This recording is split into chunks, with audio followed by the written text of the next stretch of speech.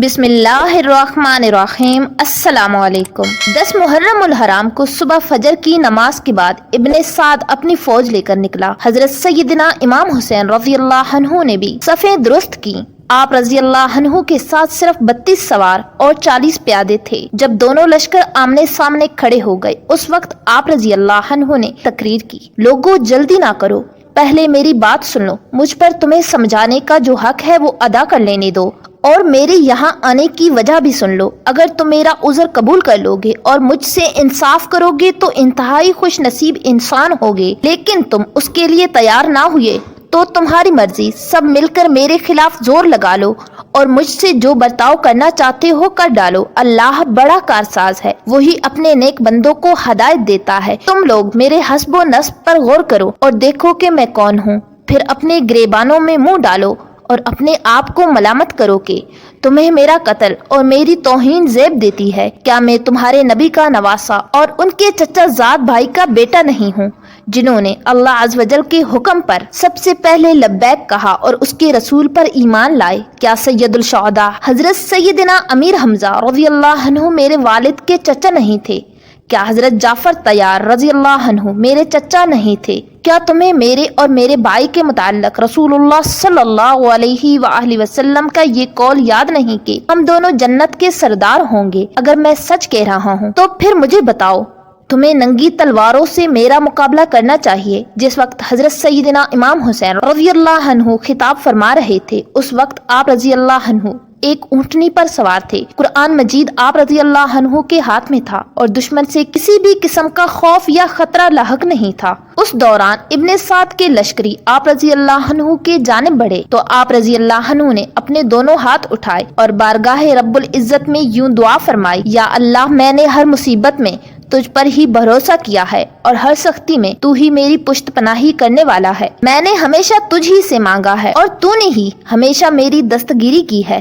تو ہی ہر نعمت کا مالک ہے، تو ہی احسان کرنے والا تھا، آج بھی میں تجھ ہی سے التجا کرتا ہوں۔ پھر آپ رضی اللہ عنہ نے کوفیوں کو مخاطب ہو کر کہا کہ مجھے بتاؤ، تم مجھے کس جرم میں قتل کرنا چاہتے ہو؟ ان کی طرف سے کوئی جواب نہ آیا۔ پھر آپ رضی اللہ عنہ نے ان سرداروں کے نام لے لے کر فرمایا جنہوں نے آپ رضی اللہ عنہ کو خط لکھے تھے، کیا تم نے مجھے خطوط نہیں لکھے؟ ان بے ایمانوں نے کہا کہ ہم نے آپ کو خطوط نہیں لکھے۔ آپ رضی اللہ عنہ نے فرمایا کہ اگر تم مجھے پسند نہیں کرتے ہو تو میں واپس چلا جاتا ہوں، مجھے جانے دو۔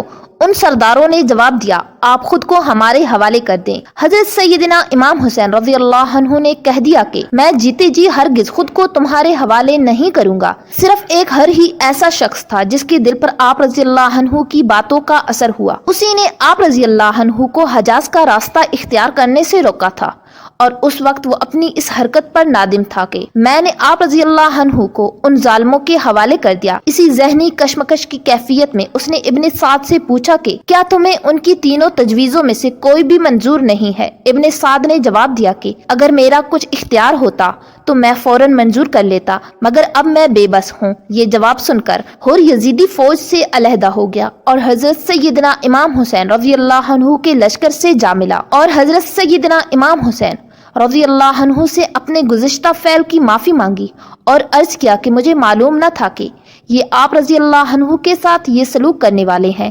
اب میں آپ رضی اللہ عنہ کے لیے اپنی جان بھی نچھاور کرنے کو تیار ہوں۔ اس زمانے میں جنگ کے قواعد و ضوابط کے مطابق ابتدا میں ایک ایک اور پھر دو دو کر کے جنگجو میدان میں اترتے رہے۔ اس لڑائی میں حضرت سیدنا امام حسین رضی اللہ عنہ کا پلڑا بھاری رہا اور یزیدی فوج کو کافی جانی نقصان اٹھانا پڑا۔ پھر ابن سعد نے اپنی فوج کو کھلی جنگ کا حکم دے دیا۔ حضرت سیدنا امام حسین رضی اللہ عنہ اور ان کے جانصاروں نے یزیدی فوج کا ڈٹ کر مقابلہ کیا اور ان کی صفیں الٹ کر رکھ دی۔ یزیدی فوج کا نشانہ حضرت سیدنا امام حسین رضی اللہ عنہ تھے اور وہ بار بار ان پر حملہ آور ہوتے، مگر ہر مرتبہ پسپا ہونے پر مجبور ہو جاتے۔ اس دوران شمر جو کہ یزیدی لشکر کی کمان کر رہا تھا، اس نے تیر انداز بلائے اور حضرت سیدنا امام حسین رضی اللہ عنہ اور ان کے ساتھیوں پر تیر چلانے شروع کر دیے۔ آپ رضی اللہ عنہ اور جانصاروں کے گھوڑے شدید زخمی ہو گئے۔ ہر کا گھوڑا بھی زخمی ہوا، مگر اس نے پیدل لڑنا شروع کر دیا اور بالآخر جام شہادت نوش فرمایا۔ دوپہر تک گھمسان کی لڑائی ہوتی رہی، مگر یزیدی فوج کامیابی حاصل نہ کر سکی، کیونکہ حضرت سیدنا امام حسین رضی اللہ عنہ نے اپنے خیمے بھی اس طرح لگوائے تھے کہ دشمن صرف ایک رخ سے ہی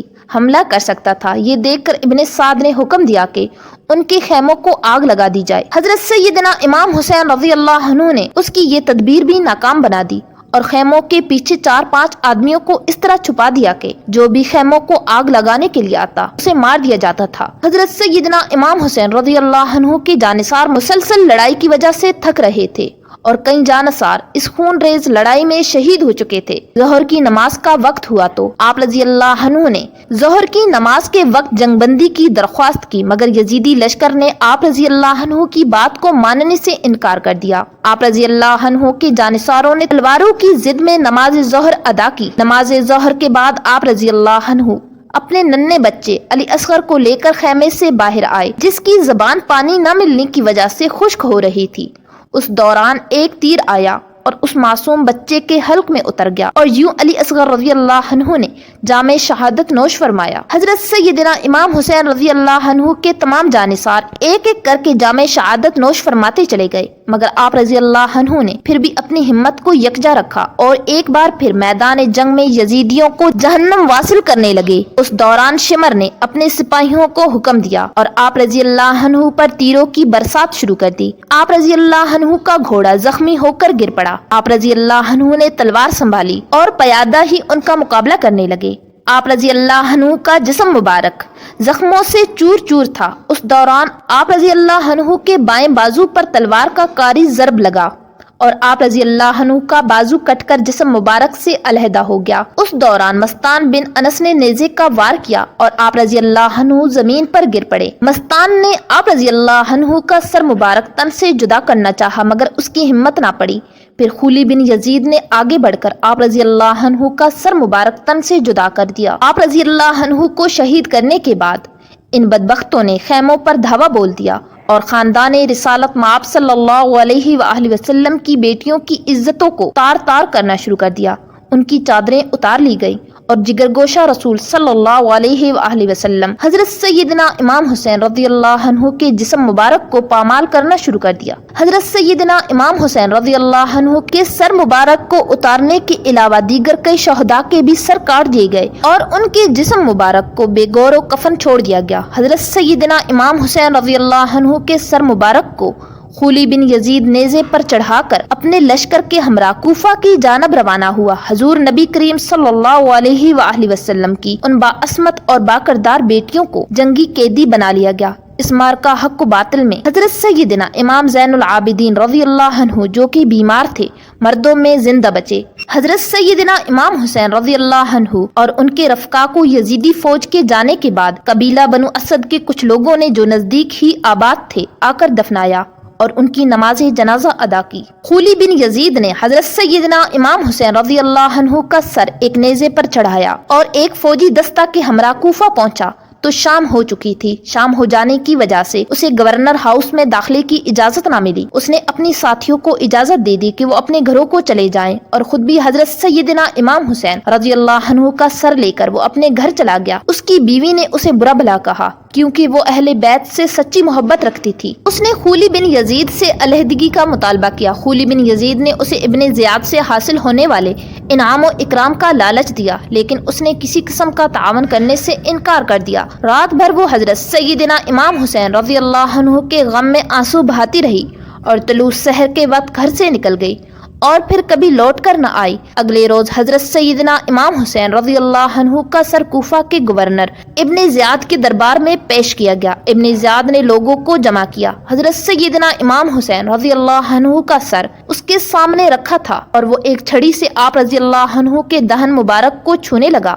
وہاں حضرت زید بن ارقم رضی اللہ عنہ موجود تھے۔ ان سے برداشت نہ ہو سکا اور وہ کھڑے ہو کر فرمانے لگے، چھڑی کو ان پاک ہونٹوں کے اوپر سے ہٹا۔ قسم ہے اس خدا کی جس کے سوا کوئی عبادت کے لائق نہیں کہ میں نے حضور نبی کریم صلی اللہ علیہ وآلہ وسلم کو ان لبوں پر بوسہ کرتے دیکھا ہے۔ پھر وہ غم کی شدت سے رو پڑے۔ ابن زیاد نے جب حضرت زید بن ارقم رضی اللہ عنہ کی بات سنی تو کہا کہ اگر تم بوڑھے نہ ہوتے تو میں تمہیں بھی قتل کروا دیتا۔ حضرت زید بن ارقم رضی اللہ عنہ نے فرمایا کہ اے بدبخت، تو نے تو حضور نبی کریم صلی اللہ علیہ وآلہ وسلم کے جگر گوشہ کا خیال نہ کیا، تو ان کے مقابلے میں میری کیا حیثیت ہے؟ یہ فرما کر آپ رضی اللہ عنہ وہاں سے چلے گئے اور جاتے ہوئے اہل دربار کو مخاطب کرتے ہوئے فرمایا کہ تم نے حضرت سیدہ فاطمہ الزہرا رضی اللہ عنہا کے صاحبزادے کو شہید کیا اور مرجانہ کے بیٹے کو اپنا امیر تسلیم کیا، یہ تمہارے اچھوں کو قتل کر دے گا اور بروں کو زندہ چھوڑ دے گا۔